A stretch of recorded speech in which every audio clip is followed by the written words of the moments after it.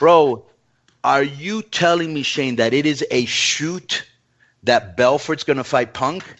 No, I don't think it ain't actually going to happen. Okay, so people are just putting up the poster, and I got fooled. Yeah.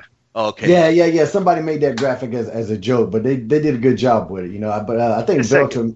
And Hobie asked for the fight. He said that's who he wants to be his opponent. So it's like there's buzz out for it, but it's not official. But I don't think it was like one of those serious things like, hey, I want to fight CM Punk. It was just kind of he was joking, because it's a big name. Because when I tweeted about it, talking about how Punk's still winning even when he's chilling, it's just because he's still a money fight. You know, even at 0-1, and like it's such a weird thing that you got like a former world champion calling out a guy whose record is 0-1.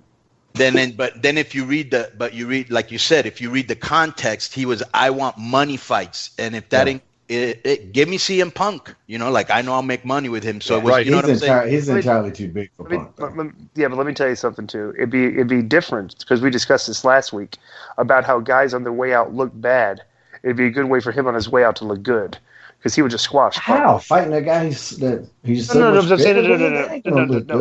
No, I'm saying it looked better from beating the guy up than it would him getting beat up.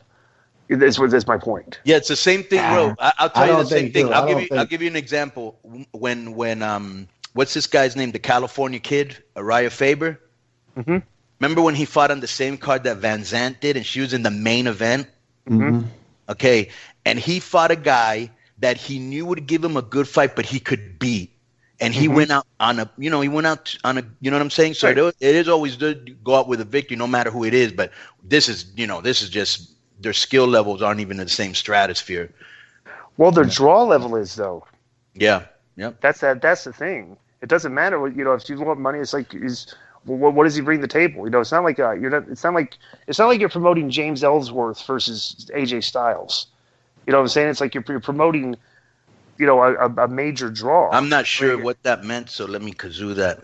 I'm just saying, like, I need to get a couple kazoos on the show. Go ahead. No, if you look at it, because Vitor Belfort is obviously a class well above CM Punk, but Punk is a draw, and both of them you could argue that Punk might be a bigger draw than Vitor Belfort in this fight.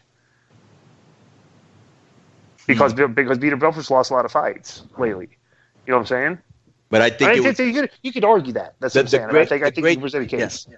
The great thing about that fight is that even though I know what's going to happen, I still want to see it. So as long as the curiosity factor is still there, because there's a lot of fights I look at and I don't want to see at all, and I would want to see that fight.